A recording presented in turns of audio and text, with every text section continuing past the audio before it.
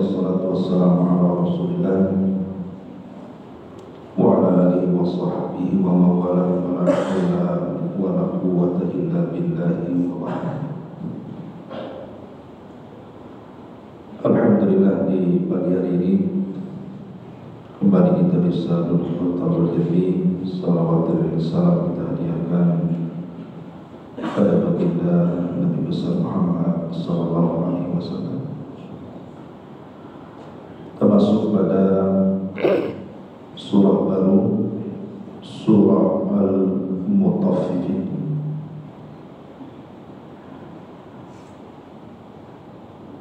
Allah Subhanahu wa taala berfirman di sini, wailun lil mutaffifin alladzina idza iktalu 'alan nasi yastawfun wa idza kaluhum aw wazanuhum yukhsirun ala yadhunnu ulaika annahum mab'uthuna li yawmin 'azim yawma yaqumun nasu li rabbil 'alamin. Wailun, celaka atau neraka wail, atau ada juga yang mengartikan wadin fi jahannam, sebuah lembah di neraka jahannam yang disebut dengan wail. Untuk apa? Lil mutaffifin, untuk orang yang melakukan tatfif. Tatfif itu artinya suka mengurang-urang.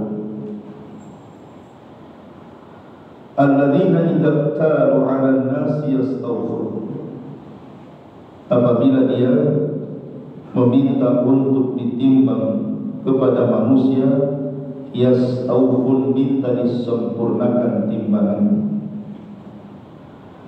Wa idza kaluhum aw wazanuhum yukhsirun, tapi apabila mereka menimbang untuk orang lain atau menakar untuk orang lain, mereka pun mengurang-urang. Tidakkah yakin bahwa mereka akan dibangkitkan kepada hari yang sangat besar, hari di mana manusia akan berdiri menghadap Rabb semesta alam.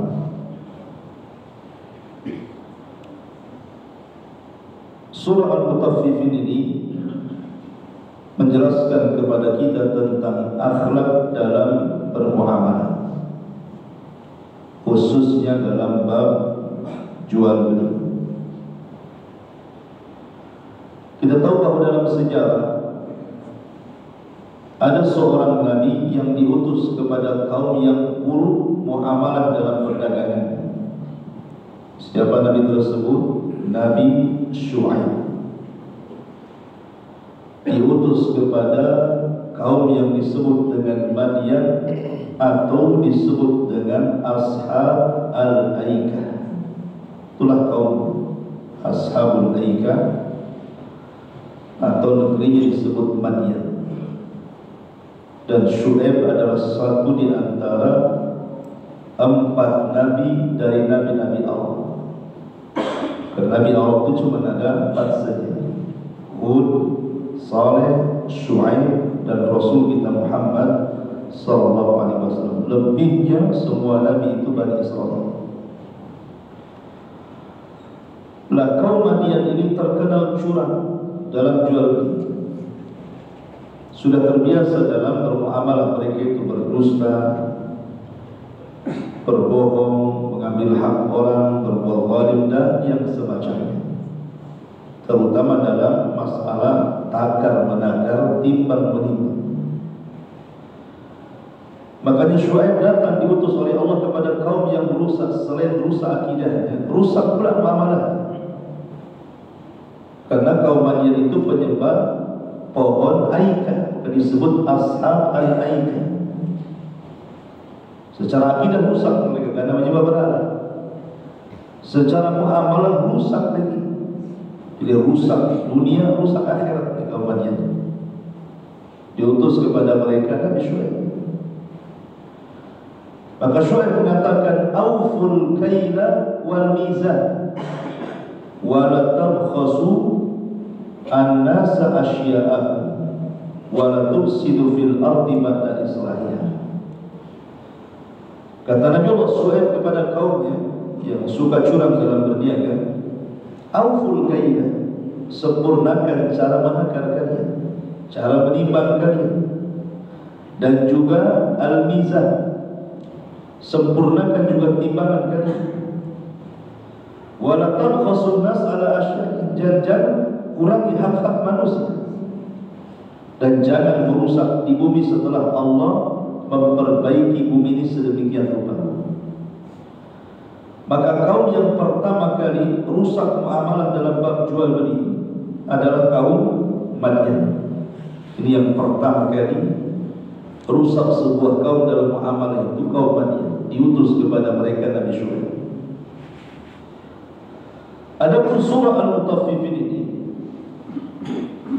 turun kepada penduduk Madinah.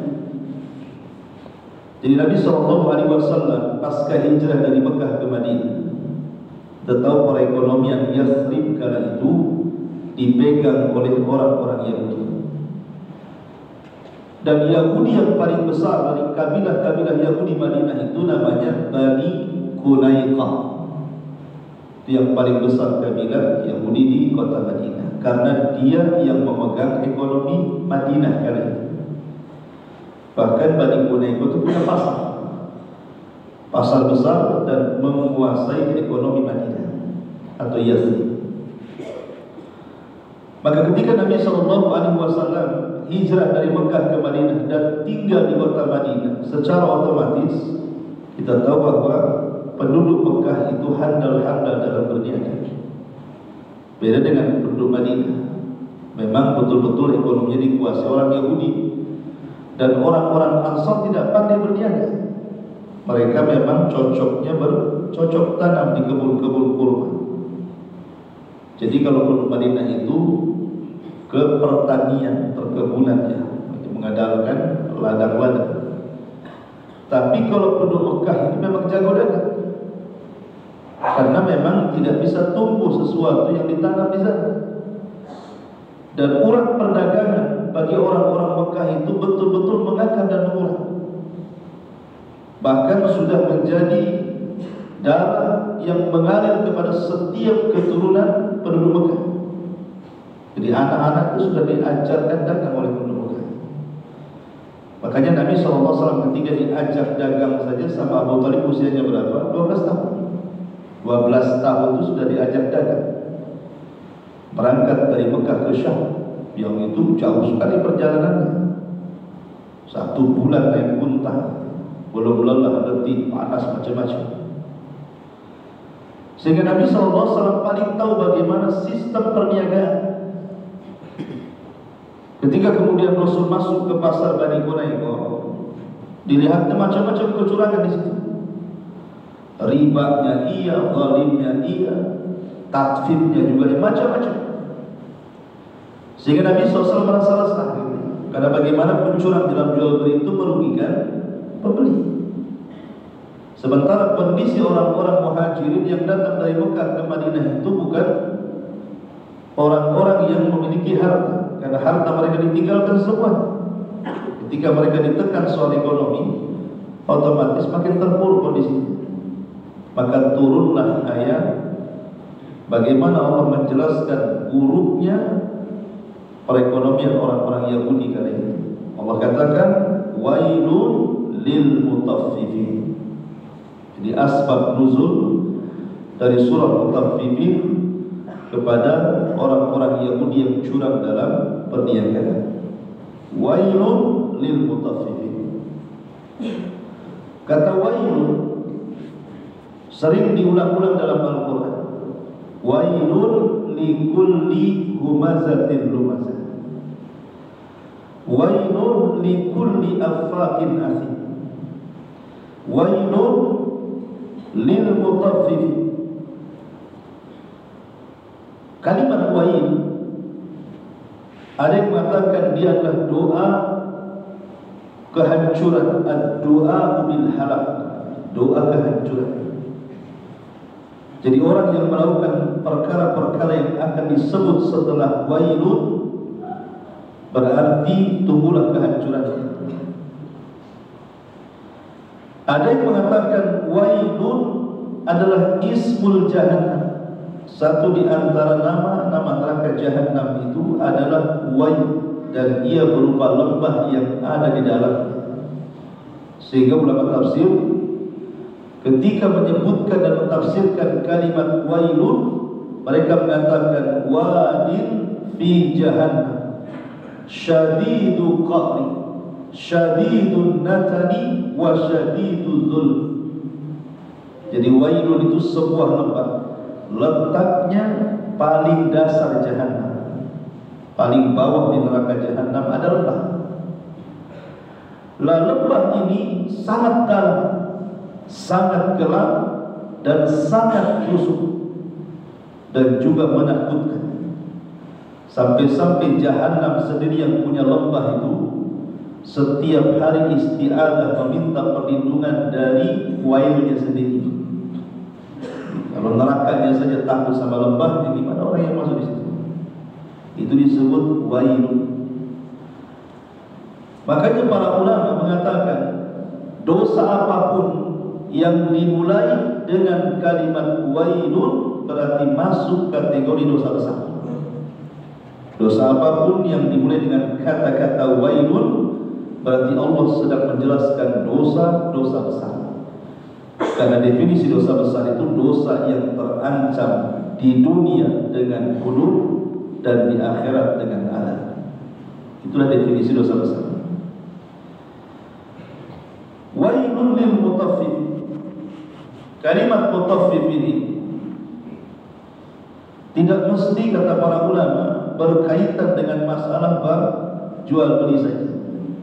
Tapi mutaffif ini masuk kepada semua perkara dalam kehidupan manusia.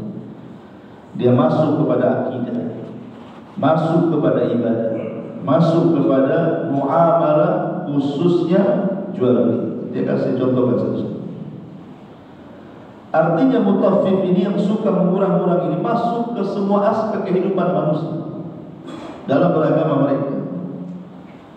Dan tatfif, mengurang-urang yang paling dahsyat adalah kesyirikan kepada Allah Azza wa Jalla. Orang yang melakukan kesyirikan itu mereka dikategorikan al-mutaffifin, karena mereka mengurangi hak yang harusnya diberikan kepada Allah, diberikan kepada selain Allah, maka mereka mutaffif. Nabi SAW suatu ketika ada orang bicara di hadapannya dengan membubuhkan kalimat waw. Dalam bahasa Arab waw itu artinya dan. Orang ini mengatakan di hadapan Rasul, Masya Allah wa syi'ta, atas kehendak Allah dan dirimu wahai Muhammad. Wa ghadiban Nabi SAW, Rasul marah.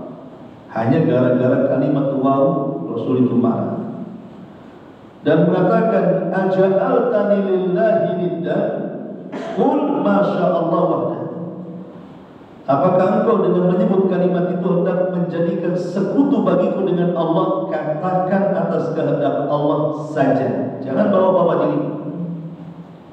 Karena kalimat waw Nabi bisa buka.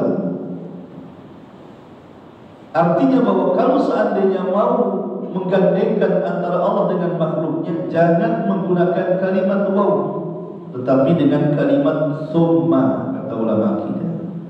Masya Allah summa syi'ta, seperti itu. Atas kehendak Allah, summa itu artinya kemudian, kemudian kamu. Maka biasakan kalimat ini. Kalau bukan karena Allah, kemudian kamu, nah, seperti itu. Kalau bukan karena Allah, kemudian si fulan. Jangan kata-katanya kalau bukan karena Allah dan si fulan. Karena kalau kalimat summa diganti waw, kalimat kemudian diganti dan, maka Anda terjerumus kepada syirkul asghar, syirik kecil tanpa disadari. Dan kesyirikan adalah tatfif yang paling besar ketika mengurangi hak-hak Allah Subhanahu wa ta'ala. Dan mutaffif juga masuk pada ibadah. Contoh sholat. Ketika Anda bekerja, di dalam ruangan itu ada CCTV. Kemudian harus membuat laporan. Terkadang kita lihat ada orang yang khusyuk ketika kerja itu menghadapi komputer. Kadang-kadang ada nyamuk, ada lalat, tak peduli dia. Kan ada di CCTV. Takut seandainya dipantau bosnya. Tetapi ketika sholat, CCTV-nya sudah jelas. Allah Subhanahu wa ta'ala menyaksikan kita. Raqib atid pun ada di samping kiri kanan kita. Tetapi terkadang kita tidak pernah khusyuk dalam sholat. Berarti kita mengurangi hak sholat. Itu namanya mutaffif. Wailun lil mutaffifin. Orang yang suka mengurangi hak ibadah itu masuk dalam kategori mutaffif. Ataupun masuk pada perkara-perkara muamalah. Seperti dalam bab waris sebabnya. Terkadang ada sebagian ahli waris menzalimi ahli waris yang lain dengan mengurangi hak orang lain dan menambah hak diri. Atau orang yang tidak punya hak dia dapat pula di sana. Itu biasa dalam pembagian waris seperti itu. Terkadang dikuasai pamannya, terkadang dikuasai anak laki-lakinya saja dan perempuannya nggak dapat, atau mungkin sebaliknya, macam-macam kan itu. Maka orang yang tidak memberikan hak kepada ahli waris dengan hak sempurna, wailun lil mutaffif, masuk pada kalimat wailun lil mutaffifin. Ataupun menghormati orang-orang yang Allah Subhanahu wa ta'ala muliakan. Allah Subhanahu wa ta'ala berfirman, yarfa'illahu alladhina amanu minkum walladhina utul ilma darajat. Allah mengangkat derajat orang-orang yang beriman di antara kalian, dan Allah angkat derajat orang-orang yang berilmu di antara kalian. Kata Rasul, umirtu an tunazzilu manazilahu. Aku diperintah Allah untuk memposisikan manusia sebagaimana posisinya. Di depan kita ada dua orang. Satu hafizul Quran, dia hafal Quran, dia hafal hadis-hadis Rasul, dia hafal hukum-hukum, tapi lama lalu tidak punya harta. Yang satunya jangan lagi hafal Quran, juz amma saja tidak hafal, wadduha saja mungkin tidak hafal, tapi dia orang kaya. Boleh jadi dia pejabat, anggota DPR atau apa. Kita ini terkadang melakukan tatfif kepada orang-orang yang sebenarnya Allah muliakan. Coba muamalah antum ke depan dua orang, satu wali kota, satu ustaz. Mana yang lebih antum hormati? Wali kota, mungkin ustaz. Wali kota di situ, antum keluar, ada di situ, ada yang keluar. Artinya bahwa terkadang kita mengurangi hak. Kalau antum mencintai orang alim, Allah cintai antum. Antum mencintai wali kota, Allah cintai sama antum? Enggak kan? Kenapa? Karena Allah hanya mencintai orang yang memperjuangkan agama. Allah hanya mencintai orang-orang para penghafal Quran. Kalau antum mencintai para penghafal Quran, Allah cinta kepada antum. Adapun sahibul mal, pemilik harta, pemilik jabatan, itu bersyarikat antara mukmin dan kafir. Fir'aun juga raja, pejabat juga dia, kaya. Ya. Artinya bahwa terkadang kita ini tatfif, mengurangi hak yang harusnya diberikan kepada orang, tapi kita kurangi. Fawailun lil mutaffifin, masukkan kepada bagi. Wailun lil mutaffifin, celaka bagi orang-orang yang mengurang-urang hak. Tanpa sadar kita ini kadang-kadang seperti itu. Atau masuk pada bab sedekah. Allah Subhanahu wa ta'ala itu disifati dalam hadis Nabi SAW, innallaha jamil yuhibbul jamal. Dan riwayat innallaha tayyibun la yaqbalu illa tayyiban. Allah itu indah, tidak menerima kecuali yang indah. Allah itu baik, tidak akan menerima kecuali yang baik-baik. Terkadang ketika kita bersedekah pada fuqara dan masakin, terkadang ada sebagian orang yang memberi kepada mereka itu yang tidak layak untuk diberi. Makanya Allah mengatakan wala tayammamul khabitha minhu tunfiqun wa lastum bi'akhidhihi minhu illa an tughmidu fi. Janganlah kalian memberikan sesuatu yang kalau kau ambil sendiri kau juga tidak mau mengambil. Terkadang orang bersedekah asal-asalan gitu. Umpamanya antum punya baju banyak. Baju ini sudah 10 tahun yang silam. Sudah bau, mungkin ada yang sobek, mungkin ada yang kecil gitu ya. Daripada gitu ya. Daripada memenuhi lemari, baju pun dah gak jelas gitu ya. Terkadang itu pula yang kita kasihnya.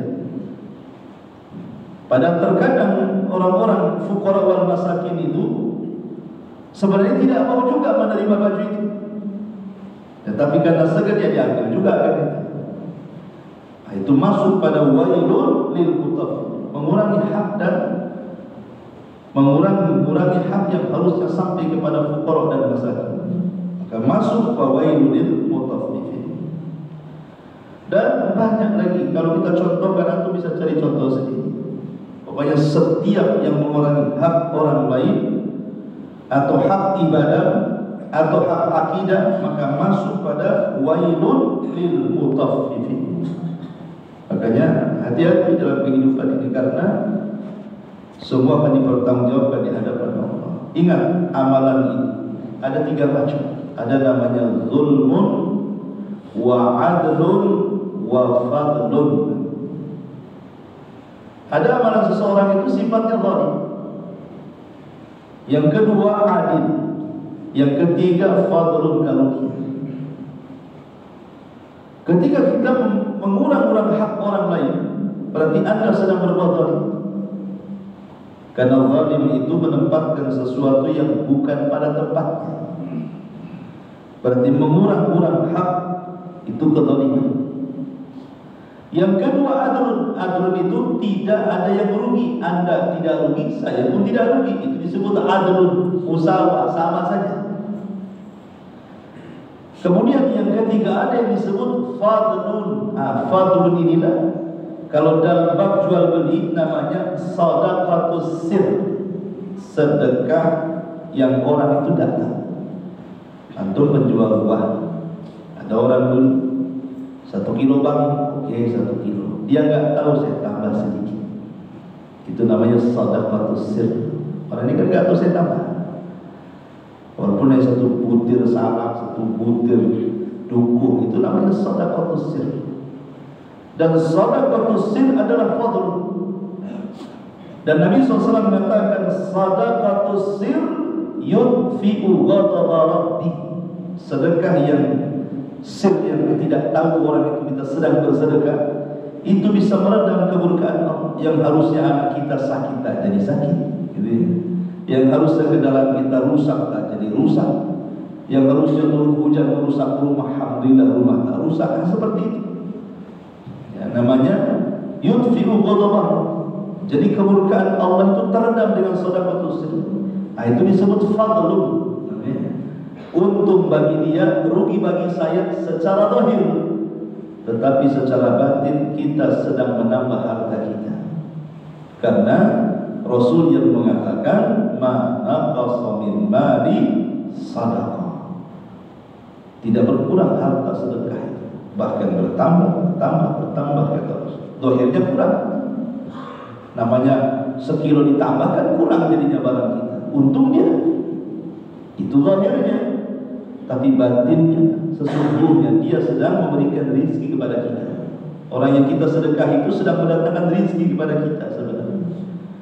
Karena lipatan sedekah itu sampai 700 kali lipat.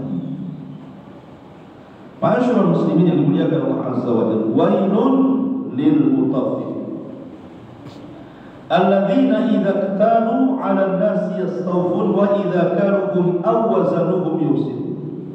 Mutaffifin bisa terjadi dari 2 arah. Bisa dari pembeli, bisa dari penjual. Kapan disebut mutaffif? Kalau dia selaku pembeli. Dan kapan pula disebut mutaffif? Ketika dia menjadi penjual. Di sini Allah terangkan secara nas zahir Al-Quran, alladzina idza iktalu 'alan nas yastawfun. Kalau Anda posisinya jadi pembeli, terkadang minta ditambah, tambahlah, tambah sedikit. Kadang-kadang nawar itu terjun payung. Berapa? 10.000, 2.000 aja lah. Terjun payung. Masa 8.000 pula hilang kan? Antum ini sedang tatfik namanya. Ya. Nah kalau penjual kan seperti ini, yang lebih parah lagi, maaf ibu biasa, kalau bapak-bapak nggak tahu lebih berat lagi. Kadang beli duku, ini tidak disuruh sama penjual duku, dia main ambil tuh kan, tak satu butir. Alasannya ingin membuktikan duku ini manis atau tidak, kan begitu ya. Kadang-kadang penjual ini belum menyuruh, kecuali penjual mengatakan, silakan ambil kan itu, cicipin dulu, enak kan itu, ada izin kan. Ini tidak diizinkan karena sudah kebiasaan ngambil, ya diambil dia. Ketika kecut, dia tidak beli. Yang satu ini kan dibayar. Kan begitu penjual. Ini bukan tatfif lagi, mencuri namanya, di atas tatfif lagi. Jadi tidak berkah. Nah ini kebiasaan-kebiasaan seperti ini disebut tatfif. Kalau Anda menjadi pembeli, minta ditambah, tambahlah tambah. Kadang-kadang nih orang itu tak mau nambah, kita pengen nambahkan di situ. Itu jadi penjual itu beli kadang-kadang aneh. Ya. Nah itulah tatfifnya kalau Anda jadi pembeli. Lah kalau jadi penjual baru mengganjal timbangan, gitu, mengurangi takaran, mengurangi meteran, atau kadang-kadang merubah timbangan dan takaran. Makanya Umar bin Khattab radhiyallahu anhu jelaskan dalam kitab Al-Buyur. Umar itu kebiasaannya apabila masuk ke pasar, maka dia yang pertama kali perhatikan adalah timbangan dan takaran. Kalau ada timbangan kok berbeda dengan timbangan yang lainnya, langsung diusir. Tak boleh jualan di situ. Kalau nampak takarannya kok beda gitu ya, langsung diusir. Itu Umar bin Khattab, sidaknya itu mantap, langsung diusir. Nggak tahu kalau Umar bin masuk pasar Puspok karena masih ada orang di pasar. Jadi gini maksudnya, Nabi SAW suatu ketika masuk ke pasar setelah turun hujan. Jadi turun hujan, selesai hujan, Rasul sidak ke pasar. Jadi ada penjual gandum. Model jual gandum itu sama dengan model jual beras zaman tempo dulu. Orang jual beras tempo dulu itu tidak ada yang di karung-karung, pasti berasnya ditaruh di tumpukan. Jadi orang di pasar bisa megang.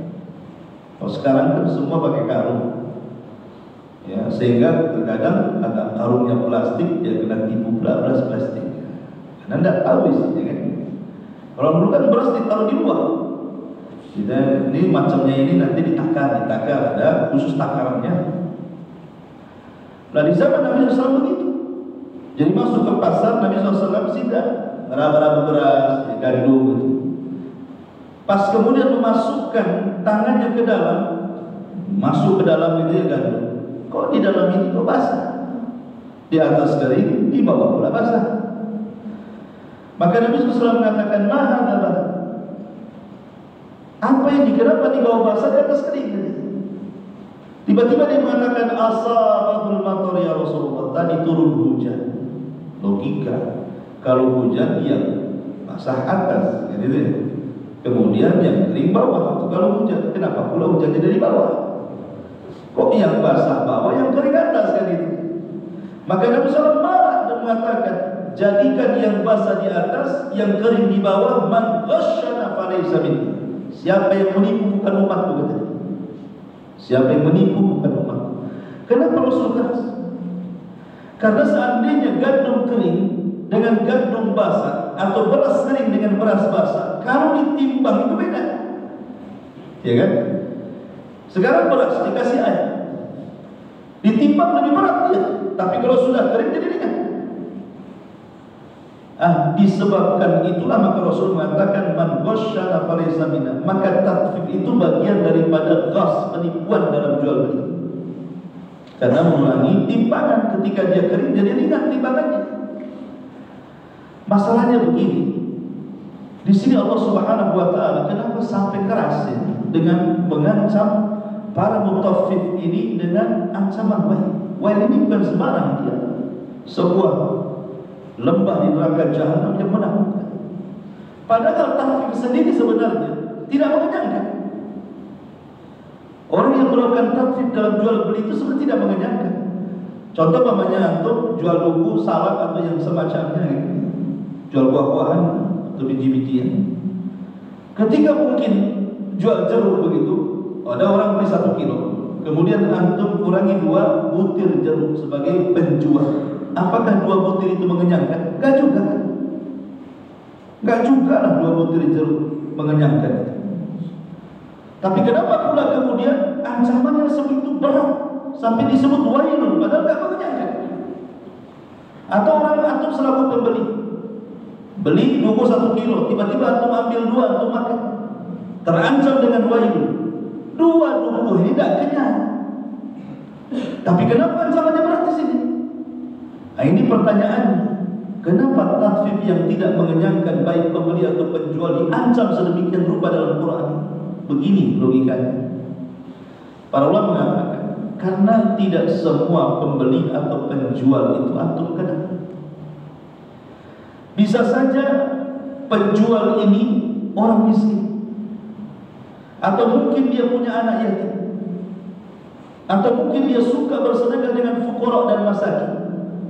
Tiba-tiba antum kemudian ambil 2 buku karena alasan antum mencicipi, berarti antum sedang menzalimi hak mungkin anak yatim, mungkin fakir miskin, mungkin orang-orang susah, atau penjualnya sendiri memang orang susah gitu ya. Berarti antum sedang menzalimi fuqara wal masakin. Atau sebaliknya, walaupun mungkin yang membeli itu mungkin nampak pakai mobil, bisa saja dia sedang membelikan buah untuk disedekahkan. Kan kita kan tidak tahu apakah dia membeli untuk dirinya dan keluarganya, atau sengaja membeli itu kan disedekahkan untuk anak-anak yatim, fuqara dan masakin. Kita tidak tahu namanya penjual pembeli itu, karena kita tidak kenal. Lah karena ada kemungkinan itulah, maka wailun lil mutaffifin, hakikatnya dikhawatirkan kita sedang mengambil hak orang miskin, fakir, orang yatim, orang enggak mampu, kemudian kita kurangi hak mereka.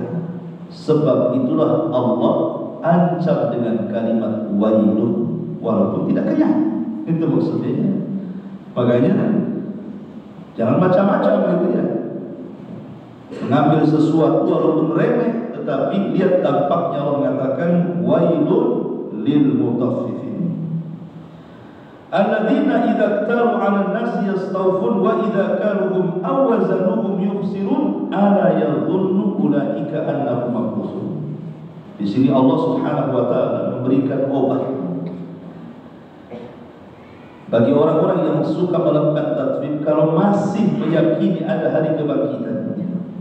Karena begini ya, pengaruh orang yang beriman dengan hari akhir itu dampaknya positif. Orang kalau kuat pengaruhnya pada hari akhir itu dampaknya positif kepada akhirat. Tapi sebaliknya kalau orang setengah-setengah meyakini ada kehidupan setelah kematian, itu juga berdampak setengah-setengah kepada akhirat. Makanya Allah mengatakan ara'aital ladzi yukadzibu biddin. Tidakkah kau lihat para pendusta hari kebangkitan itu? Lihat akhlak, yadul yatim, menghadir anak yatim, ya kan? Wala yaqutu ala ta'amil miskin, tidak mau memperhatikan fuqara dan masakin, sampai kepada wayang namunan bakhil. Karena hakikatnya mutaffif itu tidaklah dia melakukan kecuali karena kebakhilan. Karena bakhil. Mutaffif ini sumbernya bakhil.